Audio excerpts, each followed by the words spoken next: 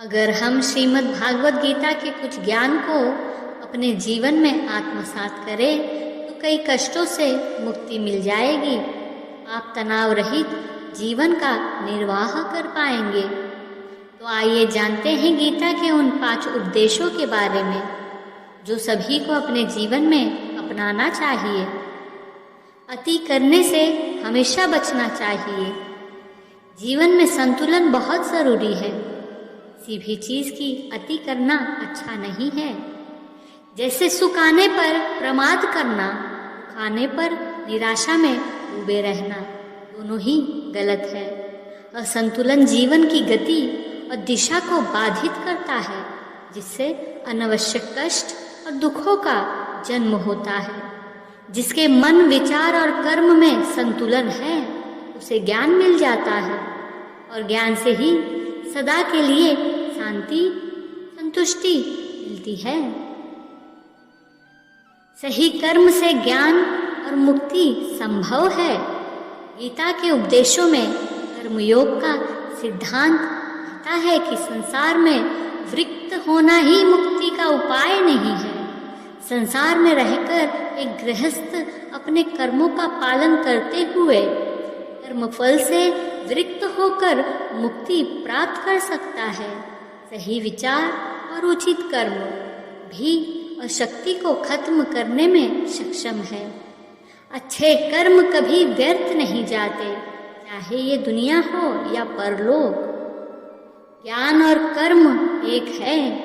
एक अज्ञानी कर्म और ज्ञान को अलग अलग समझता है, लेकिन एक ज्ञानी जानता है कि दोनों एक ही है। लोग ज्ञान की बात तो करते हैं, लेकिन उसका पालन नहीं करते। बिना पालन किए ज्ञान कोरा रह जाता है, ज्ञान का अनुभव नहीं होता। गीता कहती है कि ज्ञान पढ़ने की नहीं बल्कि अनुभव करने की वस्तु है, और अनुभव बिना कर्म किए नहीं मिलता। इच्छा दुखों का मूल है। इस संसार में जितनी भी चीजें सांसारिक सुख की श्रेणी में आती है, उनकी एक शुरुआत और अंत जरूर होता है। इन सांसारिक सुखों का अंत दुख, कष्ट और दुर्गति के रूप में होता है। इच्छाओं का अंत नहीं है। एक पूरी होती है तो दूसरी नई इच्छा आ जाती है। और इच्छा से प्रेरित होकर कर्म करना गलत है, क्योंकि ऐसे तो अनुचित कार्य भी होंगे। इच्छाओं से विचलित ना हो, उन्हें एक विरक्त दर्शक बनकर देखो और वे चली जाएंगी। आत्मा का वर्णन भगवद गीता के उपदेश में एक श्लोक है। गीता के उस श्लोक में भगवान कृष्ण ने मानव शरीर की तुलना शरीर पर पहने कपड़े से की है।